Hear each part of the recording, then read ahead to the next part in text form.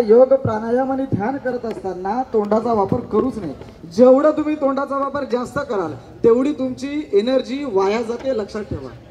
म्हणून योग करताना थोडंफार लक्षात ठेवा की आपल्या तोंडातून हवा सुद्धा निघता कामा नये, आपल्या तोंडातून एक शब्द सुद्धा निघता कामा नये, तर आपल्याला त्या योगाचा फायदा होतो. आणि या वर्षाची आयुष मंत्रालय भारत सरकारच्या माध्यमातून ही थीम ठेवलेली आहे की एक पृथ्वी एक योग आपल्या आरोग्यासाठी. ही थीम आहे या वर्षीची. दरवर्षी एक वेगवेगळी थीम असते.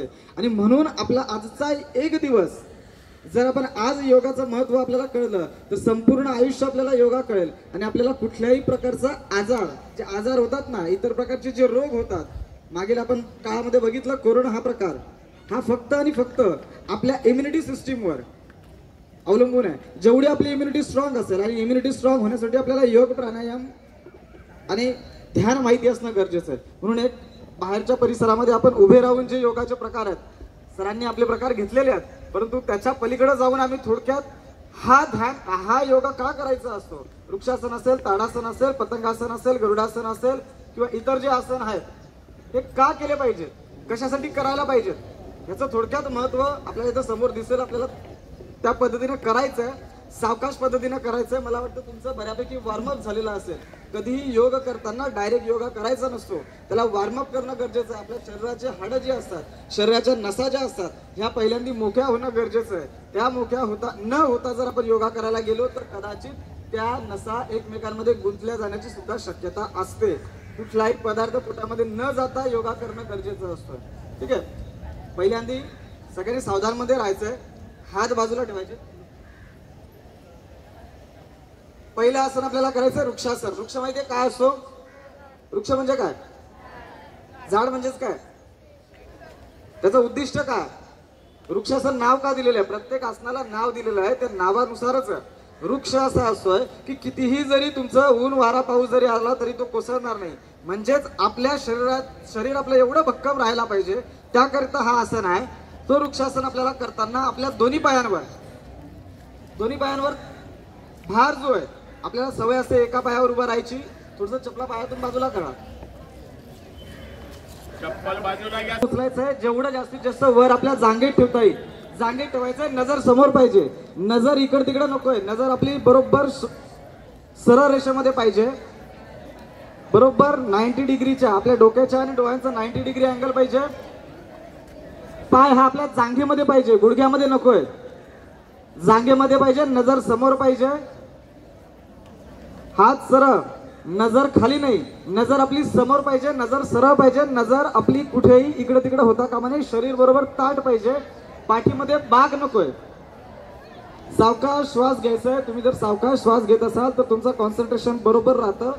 डोळे इकडे तिकडे हलवायचे नाहीत, नजर बरोबर सरळ ठेवायची, हात सरळ पाहिजेत. आणि पायाचा भाग हा आपल्या जांघेमध्येच पाहिजे. पायाचा भाग हा आपल्या जांघेमध्ये पाहिजे, गुडघ्यामध्ये नसावा. पाय सरळ पाहिजे. जेवढं तुमचं जास्तीत जास्त तुम्ही एका ठिकाणी राहणार तेवढं तुमचं कॉन्सन्ट्रेशन वाढेल. याच्याने तुमचा फायदा असा होतोय की ज्या वेळेमध्ये तुम्ही अभ्यासाला बसताय त्या वेळेमध्ये आवाज नको फक्त तुमचा जेवढा आवाज निघेल तेवढी तुमची एनर्जी डबल वाया जाते. लक्षात ठेवा. आम्ही एक लक्षात घ्या, समोर शूटिंग चालू आहे, सरांचं स्वतःचं चॅनल आहे, त्याच्यावर हे बाहेर तेवढं तुमची शक्ती कमी होते. लक्षात ठेवा. तुमचं वयमान हे कमी होतं. म्हणून एकही शब्द, इव्हन तुमच्या तोंडातून हवा सुद्धा निघता कामा नये, कारण श्वास सुद्धा तुमच्या नाकातून यायला जायला पाहिजे. लक्षात ठेवा. ओके. त्याच्यानंतर आपल्याला वृक्षासन नंतर ताडासन करायचं आहे. ताडासनामध्ये आपलं संपूर्ण शरीर पायाच्या खालच्या भागापासून पायाची टाच वर उचलायची आहे. पायाची टाच वर उचलायची आहे. पहिल्यांदा दोन्ही पायावर सारखं वजन घ्यायचंय, कारण आपल्याला एका पायावर वजन घेण्याची सवय असते. एका पायाने वजन घेतलात तर तुम्हाला वात प्रकार शरीरामधला लवकरात लवकर वाढण्याची शक्यता असते. आपल्या शरीराचा अवयव कुठलाही अधू होता कामा नये. पूर्ण शरीर आपलं समतोल राहायला पाहिजे, पूर्ण शरीराचं ताकद आपली वाढली पाहिजे. म्हणून नेहमी दोन्ही पायांवर आपला भार असणं गरजेचं आहे. पाहिजे तर अर्धा फुटाचं अंतर आपल्या पायामध्ये घ्यायचं आहे. सावकाश पाय वर उचलायचे आहेत, एकदाच पाय वर उचलायचे नाहीत, आणि दोन्ही हात सावकाश वर उचलायचे आहेत, आकाशाकडे खेचायचे आहेत.